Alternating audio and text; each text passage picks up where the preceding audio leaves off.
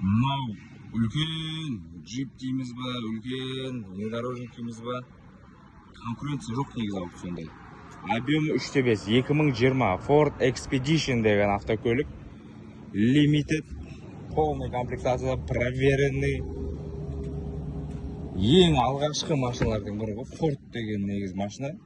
Бүкіл машинадан ең алғашқы болып шыққан машиналардың бірі Ford деген негізі. Біле жүрсеңіздер, полный кожа салон, подогрев обдув сидений, подогрев руля, пуш-старт, задняя камера, 4 ВД, мультируль.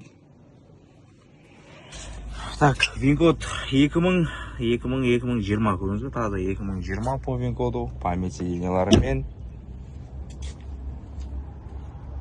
Повреждениесі почти дым болмаған. Объем 3,5, 6 цилиндр.